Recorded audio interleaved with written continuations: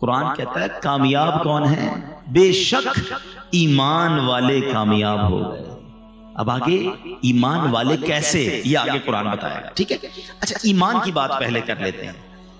ہمیشہ یاد رکھیں the most precious thing which we have، ہمارے پاس جو کچھ چیزیں ہیں ان میں سب سے قیمتی چیز اگر کچھ ہے تو وہ ایمان ہے۔ ایمان نہیں تو کچھ بھی نہیں، یہ ہمیشہ یاد رکھیے۔ آپ جب تک ایمان کی ویلیو کو فیل نہیں کریں گے آپ اس کی سیکیورٹی کی فیل نہیں کریں گے۔ میں مثال دیتا ہوں، آپ میں سے ہم میں سے کسی کے پاس پرانی موٹر سائیکل ہو، جہاں چاہے کھڑی کر دیتا ہے، جب نہیں لیتا ہے تو ذرا دھیان رکھتا ہے، لاک بھی لگاتا ہے۔ گاڑی لے لے تو اور خیال شروع ہو جاتا ہے۔ زیادہ قیمتی گاڑی ہو تو رات کو اٹھ کے سنا ہے لوگ اپنی گاڑی دیکھ رہے تھے باہر کھڑی ہے یہ کھڑی ہے، بہت مہنگی ہے نا یار۔ نارمل موبائل ہے تو کسی بھی جیب میں رکھ دیا، مہنگا موبائل لیا تو بیان کے دوران بھی ہاتھ لگا کے چیک کرتے ہیں، ہاں ابھی بھی ہے، خیر ہے، گیا نہیں ہے۔ کیوں؟ جتنا قیمتی چیز ہے اتنی اس کی فکر ہے۔ یہ انسان کی فطرت ہے، اٹس اوکے۔ پیسے تھوڑے ہوتے جیب میں رکھتے ہیں، زیادہ ہوتے بینک میں رکھتے ہیں، لاکر میں رکھتے ہیں۔ لیکن اگر واقعی ہم نے یہ مانا ہے کہ ہماری سب سے قیمتی چیز ہمارا ایمان ہے، تو I have one question for all of you۔ پھر میرا آپ سے سوال ہے کہ کب ایمان کی حفاظت کی فکر کی ہے؟ کب سوچا یار سیکیور ہے کہ نہیں، کچھ چھین تو نہیں لے گا؟ کبھی جس طرح چیزوں کو چیک کرتے ہیں، یار موبائل ہے، پیسے ہیں، گاڑی ہے، بینک بیلنس منگوا رہے ہوتے ہیں لوگ، یا چیک کر لو سب ٹھیک ہے۔ لیکن کبھی کوئی ایسا ہم نے اپنی بیلنس شیٹ نکالی ایمان کی کہ یار ایمان بھی ٹھیک جا رہا ہے کہ نہیں، کوئی گڑبڑ تو نہیں ہو گئی، کچھ چھین تو نہیں رہا، چلا تو نہیں جائے گا؟ اب ہو سکتا ہے آپ میں سے کسی کے ذہن میں خیال آئے کہ کیا ایمان بھی چھین سکتا ہے؟ یہ تو نئی بات بتا رہے ہیں آپ۔ جی جناب، اللہ کے حبیب علیہ الصلوۃ والسلام کی میں آپ کو پہلے ایک دعا سناتا ہوں۔ پہلے پیارے آقا کون ہیں؟ جن کے صدقے مجھے اور آپ کو ایمان ملا ہے نا۔ تیرے صدقے میں آقا سارے جہاں کو دین ملا۔ ارے ان کے صدقے دین پھیلا ہے، ہم ایمان والے ان کی وجہ سے ہیں۔ مگر وہ دعا کرتے تھے، یا مقلب القلوب ثبت قلبی علی دینک، اے دلوں کو پھیرنے والے میرے دل کو اپنے دین پر ثابت قدمی عطا فرما۔ اب ذرا سوچئے کہ اللہ کے حبیب یہ دعا کر رہے ہیں کہ یا اللہ دل پھر نہ جائے۔ یہ میری اور آپ کی تعلیم کے لیے کہ میری امت تو یہ دعا کرے نا۔ ہم نے کب دعا کی یا اللہ ایمان سلامت رکھیو، ایمان کی حفاظت رہے، خدا را اس کی حفاظت کی فکر کرے۔ یہ شیطان جو ہے نا اتنا مردود ہے کہ اس کا الٹیمیٹ گول یہی ہے کہ وہ ہمارا ایمان سنیچ کر لے، ایمان چھین لے، کیونکہ اس نے جہنم میں جانا ہے اور وہ چاہتا ہے کہ وہ ہمیں بھی ساتھ لے جائے، اور اس کے لیے اس نے بڑے پلان کیے ہوئے۔ پہلے یاد رکھیے، علماء فرماتے ہیں، احادیث کا بھی مضمون ہے کہ جب بندہ گناہ کرتا ہے نا اس کے دل پر ایک سیاہ نقطہ پڑ جاتا ہے، دوسرا کرتا ہے، پھر تیسرا کرتا ہے، پھر، اور جب کنٹینیو کرتا رہتا ہے تو ایک وقت آتا ہے اس کا دل سیاہ ہو جاتا ہے، اب اس پر ہدایت کی کوئی بات اثر ہی نہیں کرتی ہے۔ اور پھر علماء کہتے ہیں جو گناہوں والی کثرت کے ساتھ زندگی گزارتا ہے، ڈر ہے کہ مرتے وقت اس کا ایمان جو ہے وہ چھین لیا جائے۔ ہمیشہ یاد رکھیں۔ اچھا یہ صرف نبی پاک کا انداز نہیں تھا، بڑے بڑے صحابہ کرام، اولیاء کرام۔ مگر ہم میں سے کس نے دعا کی کہ اللہ ایمان سلامت رکھیو، قبر میں ایمان لے کر جاؤں؟ ہم تو کبھی کسی بزرگ سے بھی مل لیں، کوئی ہمیں مل بھی جائے دعا کروانے کے لیے تو روزی کے لیے، بچوں کے لیے، کاروبار کے لیے دعا کروا، ایمان کے لیے دعا کیوں نہیں کرتے؟ تو یاد رکھیے سب سے قیمتی چیز وہ ایمان ہے۔ گانوں میں، لطیفوں میں، چٹکلوں میں، کامیڈی شو میں اب بڑے ایسے کفریہ کلمات آ گئے۔ میرے ٹاپک نہیں ہے ورنہ میں اسی پر پورا بیان آج کر دوں، اور یہ بیان بھی ہونے چاہیے، اور یہ بھی ہماری نالج ہونی چاہیے کہ وہ کون سے طریقے ہیں جس سے ایمان سے بندہ خارج ہو جاتا ہے۔ کفریہ کلمات آج مذاق مذاق میں جس کو دیکھو جنت، دوزخ، فرشتوں، رسولوں، انبیاء، معاذ اللہ، مذاق اڑا رہا ہوتا ہے، لطیفے سنا رہا ہوتا ہے۔ بالکل آسان لیا ہوا ہے لوگوں نے، ایسا نہ کیا کرو۔ ہم مسلمان ہیں اور ہماری باؤنڈری ہے، زبان ہم نے ادب والی رکھنی ہے، ورنہ کہیں ایسا نہ ہو سارا سفر بیکار ہو جائے۔ جس کا ایمان چلا گیا نا اس کی نمازیں، روزے، حج، صدقے سب ختم، وینش، نل اینڈ وائڈ۔ ایمان تو سمجھ لیں پاسپورٹ ہے، پھر جنت کا ویزا لگے گا نا، پاسپورٹ ہی نہیں ہے تو کیسے جائیں گے؟ تو بہرحال پہلی آیت قرآن کی سمجھا رہی ہے، قد افلح المؤمنون، بے شک ایمان والے کامیاب ہو۔ اب آگے چلتے ہیں، اللہ نے ان کی کیٹیگریز بیان کی ہیں۔ الذین هم فی صلاتهم خاشعون، وہ کون ہیں ایمان والے؟ ان کے کام کیا ہیں؟ پہلا وصف اللہ قرآن میں فرماتا ہے جو اپنی نماز میں خشوع و خضوع والے، فوکس کرتے ہیں، نماز کو پراپر پڑھتے ہیں، اب نماز پراپر طریقے سے پڑھنے والے، یہ ایمان والے وہ ہیں جو کامیاب ہیں۔ بڑی تعداد تو نماز ہی نہیں پڑھتی ہے، خشوع و خضوع تو بات کی بات ہے نا۔ تو سوچئے، قرآن کہتا ہے کہ کامیاب لوگ وہ ہیں جو اپنی نماز کو پراپر طریقے سے وتھ فوکس پڑھتے ہیں۔ تو ہم نے نماز بھی پڑھنی ہے اور پراپرلی پڑھنی ہے۔ ایک بزرگ کے بارے میں آتا ہے، ان کے پڑوس میں کوئی بچی تھی، اس نے کہا کہ امی وہ ہمارے برابر میں چھت پر ایک تنا لگا ہوا ہوتا تھا، آج کل وہ نظر نہیں آ رہا، ایک پلر۔ کہا بیٹا وہ کوئی تنا یا پلر نہیں تھا، برابر میں بزرگ رہتے تھے، وہ روز نماز پڑھتے تھے، وہ اتنی دیر نماز پڑھتے تھے، اس فوکس کے ساتھ نماز پڑھتے تھے کہ لوگوں کو لگتا تھا کوئی تنا کھڑا ہوا ہے۔ لیکن آج تو نماز میں یہ حال ہے کہ دھیان کہیں ہے، دل کہیں ہے، اتنی تیزی سے لوگ نماز پڑھتے ہیں کہ سمجھ ہی نہیں آتی کیا پڑھا اتنی دیر میں۔ ایک بار نبی پاک علیہ الصلوۃ والسلام کی بارگاہ میں ایک شخص آیا اور اس نے نمازیں ادا کی۔ نبی پاک نے فرمایا تمہاری نماز ٹھیک نہیں ہوئی ہے، دوبارہ پڑھو۔ پھر پڑھنے گیا، واپس آیا، پیارے آقا نے کہا تم نے نماز ٹھیک نہیں پڑھی، دوبارہ پڑھو۔ پھر آیا پیارے آقا نے تیسری بار اس سے کہا دوبارہ پڑھو۔ کہا حضور مجھے ایسے ہی آتا ہے، میں نے تو سیکھی ایسے ہے۔ فرمایا یہ وہ نماز نہیں، حدیث کا خلاصہ ہے، اطمینان سے رکوع کرو، اطمینان سے سجدہ کرو، اطمینان سے قیام کرو۔ پیارے آقا علیہ الصلوۃ والسلام نے فرمایا بدترین چور وہ ہے جو نماز کا چور ہے۔ نماز کو مذاق نہ بنائے، نماز یہ اللہ کی بارگاہ میں حاضری کا وقت ہے، اس کو اہتمام کیجئے، اس کو گویا سیلیبریٹ کیجئے۔ مثال کے طور پہ آپ کو وزیر اعظم بلا لیں، کوئی وزیر اعلیٰ بلا لیں، کوئی منسٹر بلائے، کتنا تیار ہو کے جاتے ہیں، پورے محلے کو پتہ چل جاتا ہے کسی بڑی دعوت میں جا رہے ہو تو اتنے پرفیوم لگا کر، اتنے عطر لگا کر لوگ نکلتے ہیں، وہ والے کپڑے استری کروں گا، وہ والے جوتے پہننے، یار یہ تو پچھلی دعوت میں پہن لیے تھے، اب ذرا دوسرا کلر پہننا ہے، سب اہتمام ہے۔ نماز پڑھتے وقت نہ لباس کا خیال ہے، نہ صفائی کا خیال ہے، نہ توجہ ہے۔ ایسا نہ کریں، اپنی نماز کی حفاظت کریں، پراپر طریقے سے پڑھیں۔ ایک میں فارمولہ بھی بتا دیتا ہوں، کچھ لوگ کہتے ہیں یار نماز پڑھتے ہیں تو دھیان کہیں اور ہوتا ہے۔ وہ چٹکلا مشہور ہے نا کہ ایک شخص تھا، وہ اس کی جماعت چلی گئی، عشاء کی جماعت، دکاندار تھا، وہ رونے لگا۔ لوگوں نے کہا اب جماعت چلی گئی اس لیے رو رہے ہیں؟ کہتے جماعت چلی گئی اس لیے نہیں رو رہا، روز عشاء کی نماز میں امام صاحب تلاوت کرتے تھے، میں دکان کا حساب کرتا تھا، اب امام صاحب نے نماز تو پڑھا دیا، مجھے خود اپنی نماز بھی پڑھنی پڑے گی، الگ سے حساب بھی کرنا پڑے گا۔ تو مسئلہ یہ ہے کہ نماز میں سارے خیالات آتے ہیں، تو اس کی وجہ یہ ہے کہ ہم نماز کے مطلب کو نہیں سمجھتے۔ اگر نماز میں جو ہم تلاوت کرتے ہیں نا، اس کو ترجمے سے پڑھ لینا ایک بار۔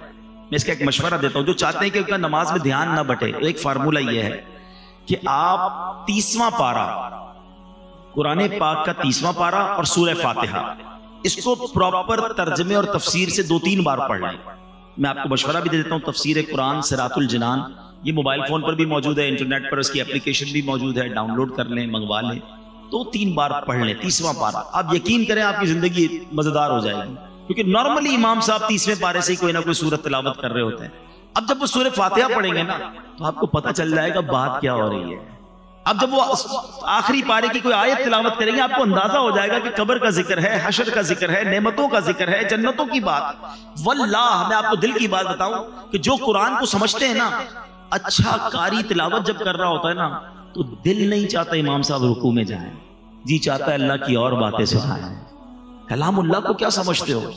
یہ اللہ کا کلام ہے، تو کلام اللہ کو ایک بار ترجمہ تفسیر سے پڑھ لیں، کم از کم ایٹ لیسٹ 30 پارہ پڑھ لیں، تو آپ فوکس ہونا نماز میں شروع ہو جائیں گے۔ آگے چلتے ہیں، 3rd آیت آگے فرمایا والذین هم عن اللغو معرضون، اور وہ جو فضول بات سے منہ پھیرنے والے ہیں۔ اب یہ سیکنڈ لسٹ بہت لمبی نہیں ہے، آپ کو آج فوکس کر کے بیان سنیں، یار وہ چیک لسٹ بنا لیتا ہوں کہ وہ کون سی چیزیں ہیں جو کمپلیٹ کرنے پر ریوارڈ کا اعلان ہے وہ مجھے مل جائے، اور اللہ کریم نے جن لوگوں کو کامیاب کہا میں ان کامیاب لوگوں میں شامل ہو جاؤں۔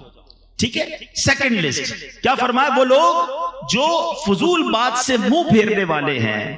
احادیث میں کیا خوبصورت حدیث ہے کہ پیارے آقا فرماتے ہیں آدمی کے اسلام کی اچھائی میں سے یہ ہے کہ وہ لا یعنی چیز چھوڑ دے، یعنی جو چیز کارآمد نہ ہو اس میں نہ پڑے، زبان، دل اور دیگر اعضاء کو بیکار باتوں کی طرف متوجہ ہی نہ۔ کیوں مجھے اس گلی میں جانا ہے؟ اس گلی کا پتہ کیوں پوچھنا ہے؟ جانا ہی نہیں ہے، ساری رات بیٹھے ہیں، فضول باتیں ہو رہی ہیں۔ اچھا ان فضول باتوں میں غیبتیں بھی ہو رہی ہیں، بدگمانیاں ہو رہی ہیں۔ ذرا سوچیں مجھے میرے پاس زندگی کو میں نے اتنا سستا کیوں سمجھا ہوا ہے کہ جناب میرے گھنٹوں صرف گپ شپ میں نکل جائیں گے. دنیا بھر کے کاروبار کی معلومات رکھنی ہے. آج سونے کا دام کیا رہا, تو ڈالر کا ریٹ کیا رہا, تو تیل کا کیا دام رہا. ارے بھائی تمہارے کنویں ہیں جو تم روز تیل کا ریٹ چیک کرتے ہو یار. قرآن پڑھا نہیں ہے, حدیث پڑھی نہیں ہے, نماز پراپر آتی نہیں ہے, وضو کرنا آتا نہیں ہے, امریکہ میں کون صدر بنے گا اس پہ بحث ہو رہی ہے. خود سوچیں آپ کہ اپنی لائف کو کیوں فضول ضائع کر رہے ہیں. چلے دنیا بھی کوئی علم حاصل کر لیں, کوئی زبان سیکھ لیں, کوئی سافٹ ویئر سیکھ لیں, اپنی دنیا اور آخرت میں سے کوئی کام آنے والا کام کریں. موبائل پہ بیٹھے تو بیٹھے ہی ہیں, 1 گھنٹہ 2 گھنٹہ براؤزنگ چل رہی ہے, 2 گھنٹے بعد پوچھو بھائی کچھ سیکھا کچھ نہیں, بس دیکھتا رہا ایسے ہی. 2 گھنٹے تم نے نکال دیے. بزرگان دین ایک ایک سانس کی ویلیو سمجھتے تھے. مرنے کے بعد احادیث میں مضمون ملتا ہے نیک بھی پچھتائے گا, گناہگار بھی پچھتائے گا. عرض کی گئی حضور گناہگار پچھتائے گا یہ تو سمجھ آتا ہے, نیک کیوں پچھتائے گا؟ فرمایا نیک اس لیے پچھتائے گا کہ اسے یاد آئے گا کہ وہ گھڑیاں, وہ لمحے جو میں نے فضول باتوں میں گزارے تھے, اگر وہ بھی اللہ کا ذکر کر لیتا, وہاں بھی اللہ کی عبادت کر لیتا تو جنت کی اور نعمتیں مل جاتی.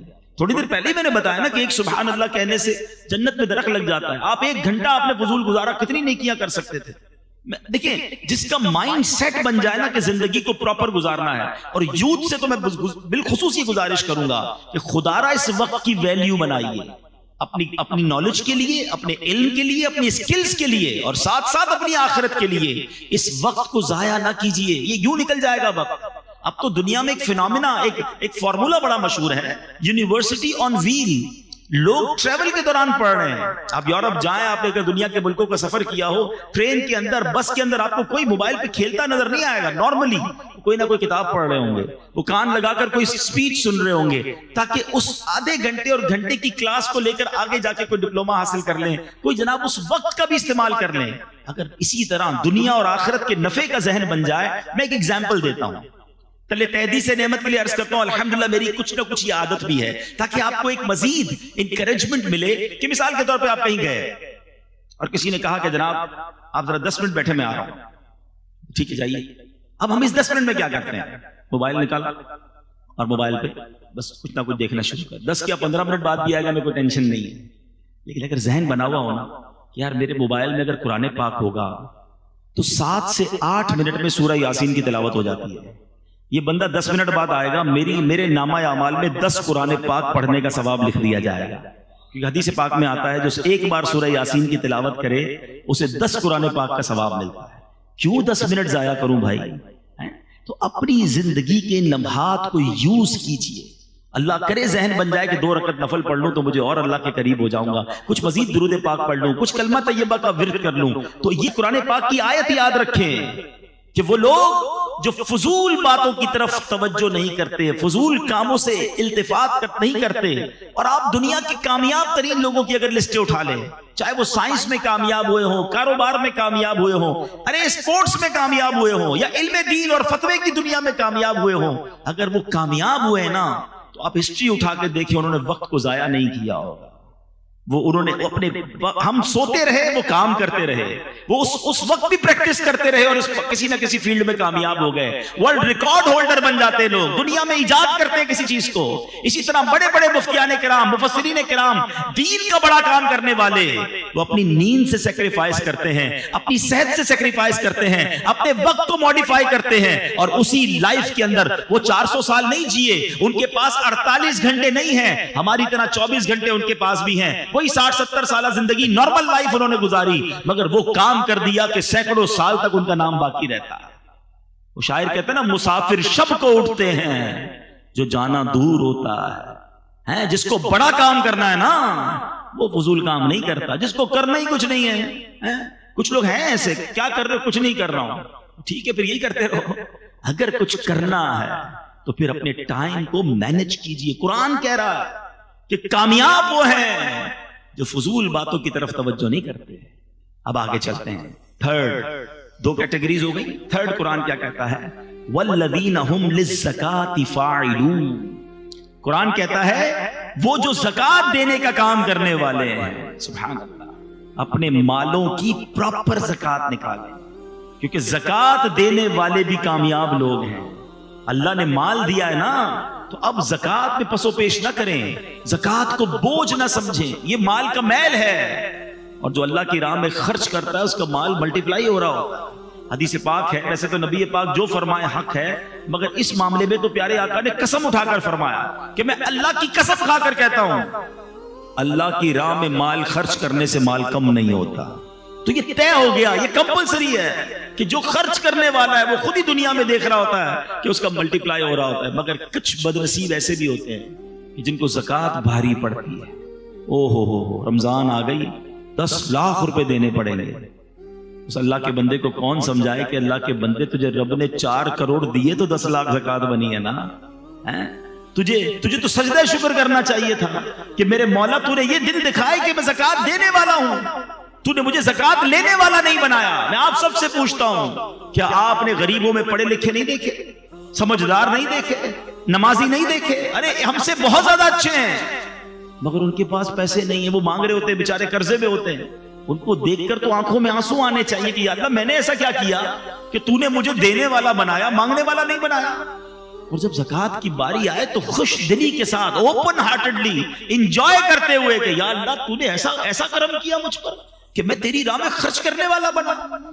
بوجھ سمجھ کر خرچ کبھی نہ کرنا، ورنہ کہیں ایسا نہ ہو یہ صدقے، یہ خیرات، یہ زکوٰۃ بھی ضائع کر دی جائے۔ اچھا پھر زکوٰۃ اور صدقہ دیں مگر کسی کا دل نہ دکھائیں، احسان نہ جتائیں۔ قرآن ہی کہتا ہے یا ایھا الذین آمنوا لا تبطلوا صدقاتکم بالمن والاذی، اے ایمان والو اپنے صدقے ضائع نہ کرو۔ صدقے کیسے ضائع ہو جاتے ہیں؟ پیسے دیے، اکاؤنٹ میں گئے، سلپ بھی آئی، اب کیسے ضائع ہو گیا؟ فرمایا احسان جتا کر اور تکلیف پہنچا کر۔ کچھ بدنصیب ایسے ہوتے ہیں چندہ دیتے ہیں، مدد کرتے ہیں، قرضہ دیتے ہیں، ہیلپ کرتے ہیں، پھر اسے یاد بھی دلا رہے ہو، یاد ہے نا قرضہ دیا تھا تیرے کو، بھول تو نہیں گیا نوکری میں نے لگائی تھی، میرے پاس آیا تھا پھٹے چپل پہن کر، آج کدھر پہنچ گیا ہے، یاد ہے نا سٹارٹ میں نے کروایا تھا۔ توبہ توبہ توبہ، اس لیے دیا تھا کہ احسان جتانا ہے۔ سارے صدقے باطل، ڈیلیٹڈ، قرآن کہہ رہا ہے، اور اس سے تو الٹا گناہ بھی ہو رہا ہے، اس کی دل آزاری بھی ہو رہی ہے۔ کبھی کسی کو یہ نہ کہنا، اگر کسی کو دیا ہے نا تو اس نیت سے دینا یا اللہ تیری مہربانی تو نے مجھے اس قابل بنایا۔ سچی بات پتہ ہے کیا، ہم سے جو ڈونیشن لے کر جاتے ہیں اصل مہربانی تو ان کی ہے، ہمارے مال کا میل لے کے جا رہے ہیں، پراپر جگہ پر لگ رہا ہے، مہربانی تو ان کی ہے، ہم ان پر احسان کیا کر رہے ہیں؟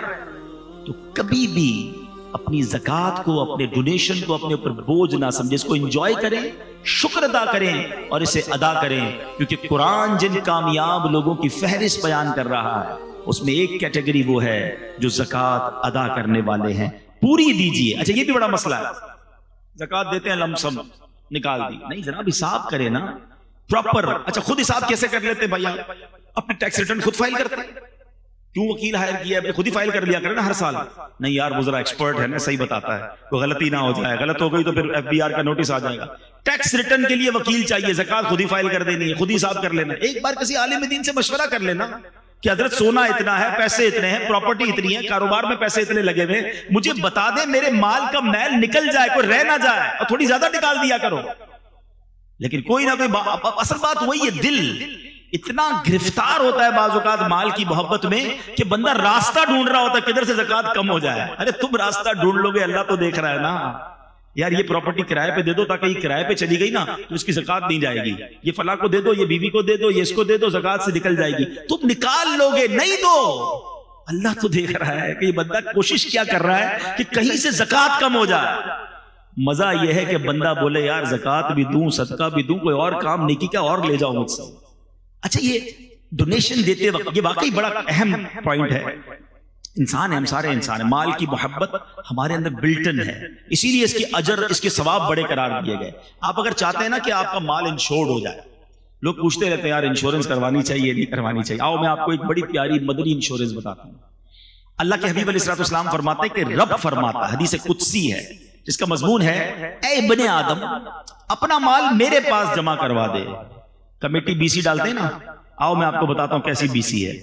اللہ فرماتا ہے اے ابن آدم اپنا مال میرے پاس جمع کروا دے، نہ جلے گا، نہ ڈوبے گا، نہ چوری ہوگا، میں تجھے اس وقت لوٹاؤں گا جس وقت تجھے ضرورت ہوگی۔ یعنی یہ مال میرے اکاؤنٹ میں چلا گیا، اللہ کی حفاظت میں چلا گیا، کم بھی نہیں ہو سکتا، جل بھی نہیں سکتا، کوئی لوٹ بھی نہیں سکتا. اور قیامت کے دن جب ایک ایک نیکی کے لیے بندہ ہاتھ پھیلا رہا ہوگا نا، اللہ فرماتا ہے میں تجھے اس وقت لوٹاؤں گا. ایک اور حدیث پاک ہے جس کا مضمون ہے کہ جب بندہ صدقہ کرتا ہے نا، خرچ کرتا ہے اللہ کی راہ میں، فرمائیے اس کے ہاتھ سے نکل کر اللہ کے دستے قدرت میں چلا جاتا ہے. اللہ تمہارے صدقوں کو اس طرح پالتا ہے جس طرح تم اپنے جانور کے بچے کو پالتے ہو. فرمایا بندہ کھجور صدقہ کرے گا، قیامت کے دن پہاڑ جتنا اجر دیکھے گا، عرض کرے گا مولا میں نے تو کھجور دی تھی. فرمایا حدیث کا خلاصہ یہ ہے کہ اللہ اپنے کرم سے اس کھجور کو پہاڑ جتنا بنا دے گا. یہ کیسی انویسٹمنٹ ہے، یہ کیسا ریٹرن ہے. پھر صدقہ دیتے وقت ٹینشن کس بات کی ہے؟ آپ نے ایسے بندے تو دیکھے ہوں گے جو یار پتہ نہیں یار وہ آئے تھے علاقے والے زبردستی لے گئے یار دینا پڑا اور پیسے کم ہو گئے یار، لاکھ روپے تھے 25,000 دے دیے، موڈ آف ہو جاتا، چندہ دے کر ڈونیشن دے کر موڈ آف، کیونکہ کیلکولیشن سے تو کم ہو گئے نا. ایسا کوئی دیکھا ہے بندہ جو آ کر کے یار جیب میں 50,000 تھے یار بڑا افسوس ہوا، آتے آتے بینک میں اپنے اکاؤنٹ میں ڈلوا کر آیا. آپ کہیں گے ٹینشن کس بات کی یار، تیرا ہی اکاؤنٹ تھا نا، آپ کے اکاؤنٹ میں گئے، ٹینشن کیوں ہے؟ اگر جس دن یہ مائنڈ سیٹ بن گیا نا کہ یہ جیب سے نکل کر میرے ہی اکاؤنٹ میں گئے ہیں تو دینے کا کبھی ٹینشن نہیں ہوگا. آپ کو مزہ آ رہا ہوگا یار تھوڑے اور ڈال دوں آخرت کے اکاؤنٹ میں، تھوڑے آج کمائے زیادہ ہے تھوڑے اور ڈال دوں. لوگ کہتے ہیں نہیں بھائی زکات دے دیے اگلے سال آنا، ہاں روک لیتے ہیں. یار جب اللہ دینے میں نہیں روک رہا تو تم خرچ کرنے میں کیوں روک رہے ہو؟ اسے حدیث پاک کا مضمون ہے گن گن کر خرچ نہ کرو ورنہ وہ رب کریم بھی تمہیں گن گن کر عطا فرمائے گا. جب وہ دیے جا رہا ہے نا تو آپ بھی اللہ کی راہ میں خرچ کرتے رہا کریں. تو بہرحال قرآن نے کامیاب لوگوں کی فہرست میں جو کیٹیگری بیان کی وہ لوگ جو زکات دینے والے ہیں. آگے چلتے ہیں. اللہ فرماتا ہے والذین هم لفروجہم حافظون الا علی ازواجہم او ما ملکت ایمانہم فانہم غیر ملومین. اب یہ دو آیتیں میں نے ایک ساتھ پڑھ دی ہیں، ٹاپک ایک ہی ہے. اگلی فورتھ کیٹیگری آ رہی ہے. اللہ فرماتا ہے اور وہ جو اپنی شرم گاہوں کی حفاظت کرنے والے ہیں مگر اپنی بیویوں یا شرعی باندیوں پر جو ان کے ہاتھ کی ملک ہیں پس بے شک ان پر کوئی ملامت نہیں ہے. جو اپنی پرائیویٹ پارٹس کی حفاظت کرنے والے ہیں اور جو جائز طریقے ہیں وہاں سے اپنی شہوات کو پورا کرتے ہیں، ناجائز نہیں جاتے، یہ وہ کامیاب لوگ ہیں جن کی قرآن فہرست بیان کر رہا ہے. آگے ایک اور آیت پڑھ دیتا ہوں پھر ایک ساتھ اس ٹاپک کو تھوڑا سا ڈسکس کر لیتے ہیں. اللہ فرماتا ہے فَمَنِ ابْتَغَىٰ وَرَاءَ ذَلِكَ فَأُولَٰئِكَ هُمُ الْعَادُونَ. اور تو جو ان کے سوا کچھ اور چاہے تو وہی حد سے بڑھنے والے ہیں، یعنی ان لمیٹیشنز کو جو کراس کرتا ہے کسی اور طریقے سے اپنی خواہشات کو پورا کرتا ہے، فرمایا وہ حد سے بڑھنے والے ہیں. مگر جو کامیاب ہیں، جو ایمان والے ہیں، وہ اپنی ان چیزوں کی حفاظت کرتے ہیں، پاک بازی کی، اور فقط حلال طریقوں سے اپنی ان خواہشات کو پورا کرتے ہیں. جس کی ڈیٹیل بیان کی قرآن نے کہ ان کی ازواج ہیں، ان کی بیویاں ہیں، اس کے علاوہ وہ کہیں اور نہیں جاتے. تو اے میرے میٹھے اسلامی بھائی، اور نوجوان پر شیطان کا یہ بہت بڑا حملہ ہوتا ہے. آج کل میڈیا نے فحاشی اور اوریانی کو اتنا پھیلا دیا، آج آنکھیں حرام دیکھ رہی ہیں، کان حرام سن رہے ہیں. ہمیشہ یاد رکھے پہلے آنکھ بہکتی ہے، پھر دل بہکتا ہے، پھر شرمگاہ بہکتی ہے. اور جس نے اپنی شرمگاہ کی the very sensitive parts in our body، سبحان اللہ. اللہ کے حبیب کی ایک حدیث سناتا ہوں. آپ حدیث میں نارملی یہ نہیں سنتے آپ کہ جنت کی گارنٹی مل جائے. ایک بار ایک صاحب بھی مجھے بولے یار کوئی ایسا عمل بتا دے کنفرم جنت مل جائے. عمل کرو، اللہ سے دعا کرو، اللہ کرم کرے گا، اس کے کرم سے جنت ملنی ہے. لیکن جو اب میں حدیث سنانے جا رہا ہوں نا اس میں نبی پاک نے گارنٹی دی ہے. اللہ کے حبیب علیہ السلام فرماتے جو مجھے دو چیزوں کی گارنٹی دے دے میں اسے جنت کی گارنٹی دیتا ہوں. دو چیزوں کی ضمانت دے دے، حدیث پاک کا مضمون ہے، میں اسے جنت کی ضمانت دیتا ہوں. فرمایا ایک زبان اور دوسری شرمگاہ. یہ زبان کو حلال میں استعمال کرے اور اپنے پرائیویٹ پارٹس کو حرام طریقے سے یوز نہ کرے، میں اسے جنت کی ضمانت دیتا ہوں. کتنا آسان ہو گیا جنت کا معنی. چلے جناب بہت لمبی فہرست سے باہر آ جاؤ نا. زبان صحیح کر لو اور شرمگاہ کی پاک بازی کر لو، اللہ کے حبیب کا وعدہ ہے جنت عطا ہو جائے گی. اب اس میں حال یہ ہے کہ زبان حرام کرتے تھکتی نہیں. جھوٹ، غیبت، فحاشی، بے حیائی کی باتیں، دل آزاریاں اور شرمگاہ کی حفاظت اس قدر برائی عام ہو گئی ہے. نہیں میرے میٹھے اسلامی بھائی، یہ جوانی اللہ کو ناراض کرنے کے لیے اللہ نے نہیں دی. شیطان حملہ آور ہوتا ہے, یقیناً بڑی خواہشات ہوتی ہیں بڑا, لیکن یہی تو مقابلہ ہے نا. بندہ کہتا ہے نا جوانی میں چیلنج لینا ہے تو لو نا چیلنج, اور شیطان کو بتاؤ کہ میں شیطان کا نہیں, میں رحمان کا بندہ ہوں, اور اپنے آپ کو ان گناہوں سے بچانا, روکنا ہے اپنے آپ کو, اور یہی اپنے آپ کو بچانا انشاءاللہ آپ کو جنت میں لے جائے گا. ایک اور حدیث پاک, نبی پاک علیہ الصلوۃ والسلام نے ایک حدیث میں قیامت کے دن اللہ کے عرش کا سایہ جن خوش نصیبوں کو ملے گا نا, ان خوش نصیبوں کی کیٹیگریز بیان کی. اس میں ایک کیٹیگری یہ بھی ہے کہ اللہ کے عرش کا سایہ اس نوجوان کو ملے گا کہ جس نوجوان کی جوانی جو ہے وہ عبادت میں گزری ہو. جو جوانی عبادت میں گزارتا ہے نا اس کو اللہ کے عرش کا سایہ ملے. بڑھاپے میں عبادت کرنا کمال نہیں ہے, اصل کمال جوانی میں اللہ کی نافرمانی سے بچنا ہے. اور کیا ہمارے پاس یہ گارنٹی؟ نوجوانوں کو کہو یار آپ نماز پڑھا کریں, آپ گناہ سے بچیں, تو کہتا ہے بھائی بوڑھا ہونے کے بعد تو میں نے اللہ ہی کرنا ہے. ٹھیک ہے, لیکن میں آپ سے پوچھتا ہوں, آپ کے پاس گارنٹی ہے کہ آپ بوڑھے ہوں گے؟ آپ کے پاس کتنے دن زندہ رہنے کی گارنٹی ہے؟ اتنے پڑھے لکھے لوگ بیٹھے, میں ایک سوال کر لیتا ہوں, آپ میں سے کون کون ہے جو اس بات کی مجھے گارنٹی دیتا ہے کہ اگلے سنڈے تک میں زندہ رہوں گا؟ کوئی ہے؟ اچھا, اگلے سنڈے تک کی گارنٹی نہیں ہے. اچھا, کل صبح تک کی تو ہوگی کسی کے پاس کہ مارننگ تک زندہ رہوں گا.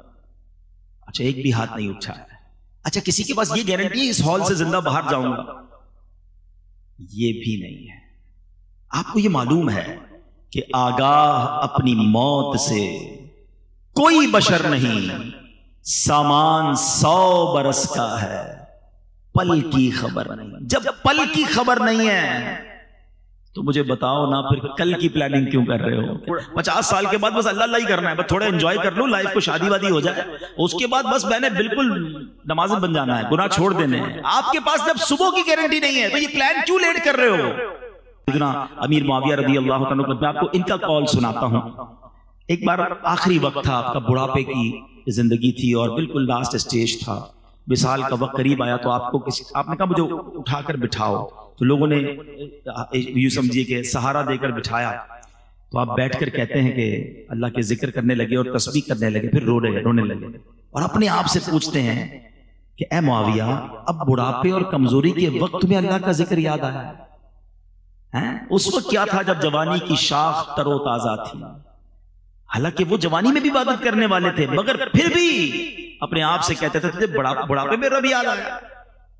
جوانی, یہ عبادت اللہ کو بڑی پسند ہے. میں چند آپ کو بہت خوبصورت باتیں بتا دیتا ہوں جو نوجوان ہیں. ایک بزرگ کے بارے میں آتا ہے, بڑا خوبصورت فرمان ہے ان کا.